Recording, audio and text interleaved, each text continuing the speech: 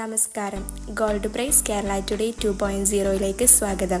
സ്വർണ്ണവിലയും സ്വർണ്ണ വിപണിയിലെ വാർത്തകളും അറിയാൻ ചാനൽ സബ്സ്ക്രൈബ് ചെയ്യാനും വീഡിയോക്ക് ഒരു ലൈക്ക് തരാനും മറക്കരുത്. ഇന്നലെ ഓഹരി വിപണിയിൽ കനത്ത ഇടിവാണ് ദൃശ്യമായത്. സുരക്ഷിത നിക്ഷേപം എന്ന നിലയിൽ സ്വർണത്തിലേക്ക് കൂടുതൽ ആളുകൾ പോയതാണ് ഇന്നലെ സ്വർണ്ണവിലയെ സ്വാധീനിച്ചത്. കഴിഞ്ഞ ഏപ്രിൽ 22-ന് പവന് 74,320 രൂപയും ഗ്രാമിന് 9,790 രൂപയുമാണ് കേരളത്തിലെ റെക്കോർഡ്. ഓഹരി വിപണിയിലെ ചാഞ്ചാട്ടവും അമേരിക്ക ചൈന വ്യാപാര യുദ്ധത്തിൻ്റെ ശമനതയും അടക്കമുള്ള ഘടകങ്ങളാണ് സ്വർണ്ണവിലയെ സ്വാധീനിക്കുന്നത്.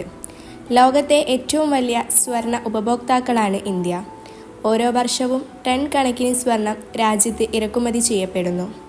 അതുകൊണ്ട് ആഗോള വിപണിയിൽ സംഭവിക്കുന്ന ചെറിയ ചലനങ്ങൾ പോലും അടിസ്ഥാനപരമായി ഇന്ത്യയിലെ സ്വർണ്ണവിലയിൽ പ്രതിഫലിക്കുന്നത്.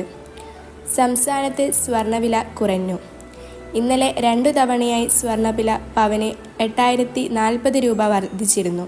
ഇന്ന് 400 രൂപ കുറഞ്ഞ് ഒരു പവൻ സ്വർണത്തിൻ്റെ വില 70,440 രൂപയായി. ഗ്രാമിന് ആനുപാതികമായി 50 രൂപയാണ് കുറഞ്ഞത്. 8,805 രൂപയാണ് 1 ഗ്രാം സ്വർണത്തിൻ്റെ വില. Thanks for watching gold price Kerala today 2.0.